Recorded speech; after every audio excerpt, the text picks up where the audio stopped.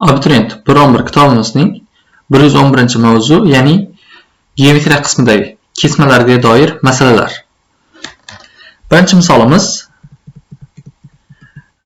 uzunligi 702 cm bo'lgan kesma 4/5 nisbatda 2 bo'lakka bo'lindi.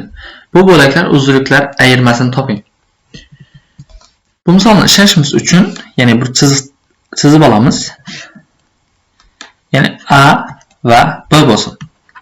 Kesma. Ya'ni umumiy AB kesmamizni uzunligi 7,2 cm ga teng ekan. Endi shu o'rtasidan, ya'ni biron bir nuqtasidan kesildi, ya'ni aralandi desak ham bo'ladi. Bu yerda shu ikkalasi nisbati, ya'ni AC bilan B C ning nisbati 4 5 ga teng ekan. Ya'ni 4/5 ga teng ekan. Demak, bu yerdan bo'laklar uzunligi ayirmasini topishimiz kerak ekan. Demak, AC deganimiz bu yerdan 4x ligini ko'rib turibmiz, bu yerdan 5x ligini. Demak, bu ikkalasini qo'shsam, ya'ni AC ni B C ga qo'shganim 7,2 cm, ya'ni umumiy AB ni yig'ini AB ni berish kerak. Demak, AC ni o'rniga 4x ni qo'yalım. 4x B C ni o'rniga 5x ni teng 7,2. Demak, bu yerdan 9x keladigan bu tomonda 7,2. Bu yerdan x deganimiz 0,8 ga teng bo'lib qoladi ekan. Demak, bu bo'laklar uzunliklar ayirmasini toping.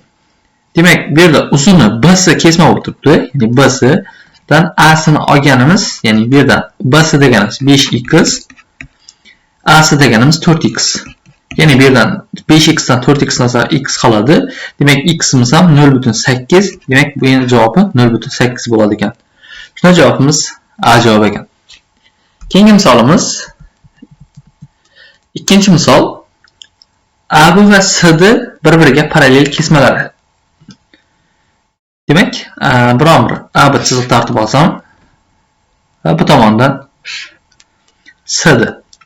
Bir A, bir B bo'lsin, bir C. Ya'ni bu nuqtamiz C bo'ladi, bu nuqtamiz D nuqta bo'ladi.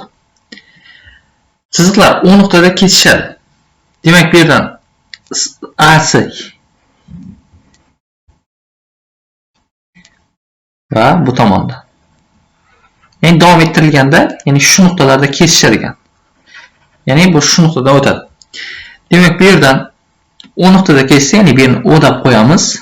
Ya'ni bu yerdan OA deganimiz jam uzunligi, ya'ni A O deb yozsam bo'ladi. Bu 3 ga teng ekan.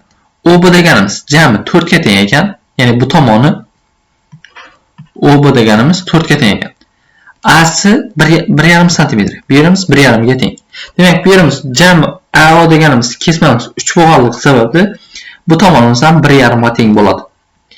Endi bu yerdan o'xshashlikdan foydalanamiz. Ya'ni o'xshash A B O uchburchakimiz C D O uchburchakka, ya'ni ikkalasi bir-biriga o'xshash. Ya'ni katta uchburchak bilan kichik, ya'ni bu yerdagi uchburchak.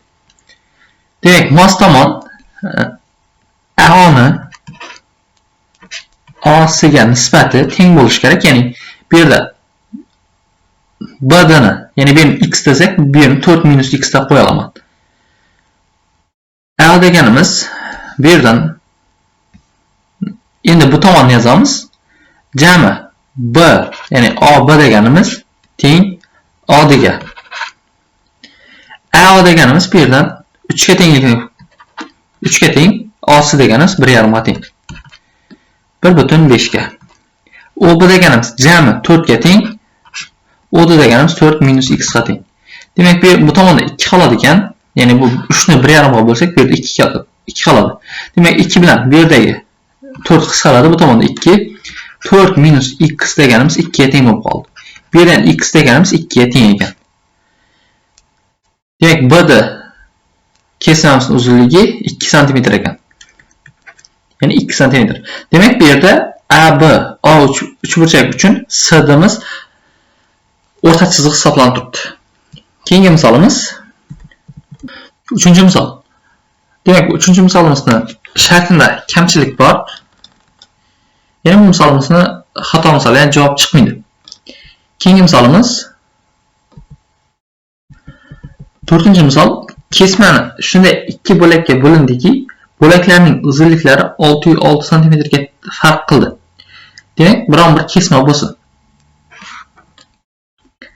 A va B kesma bo'lsin. Shu kesma ikkiga bo'lakka ajratildi. Ya'ni shu yerdan, masalan, bu yerdan bir bo'lak ajratildi, ya'ni shu yerdan kesib olindi. Bu yerdan S deb tursa. Demak, A S dan B S, ya'ni 6,6 cm ga farq qiladigan. Ya'ni santimetrga. Kichik bo'lakning, demak, bu kichik bo'lak bu yerda B S. O'rtasi esa, demak, o'rtasi bu yer bo'lsa, dastlabki kesmani 1/5 nisbatda ikkita bo'lak ajratadi. Demak, bu yerimiz x bo'ladi ekan, bu tomonimiz 5x. Bu tomonimiz 1x bo'lsa, ya'ni x o'ziga bu tomonimiz 5x. Demak, bu yerimiz ham x bo'ladi. Bu tomonda jam 4x qoladi. Endi AC deganimiz 4x bo'lsa, bu yerda 2x teng bo'ladi ekan 6,6 ga 2x teng bo'ladi ekan 6,6 ga x deganimiz 3,3 ga teng bo'ladi ekan. Kesmaning uzunligini so'rab qo'ydi. Demak, kesmaning uzunligi jami 6x, 6 ni 3,3 ga ko'paytiramiz. Demak, bu yerda ko'paytirganimiz 19,8 cm ga teng bo'ladi. Demak, shunda AB, ya'ni umumiy kesmaning uzunligi 19,8 cm ga teng ekan. Shunda javobimiz B javob bo'ladi ekan.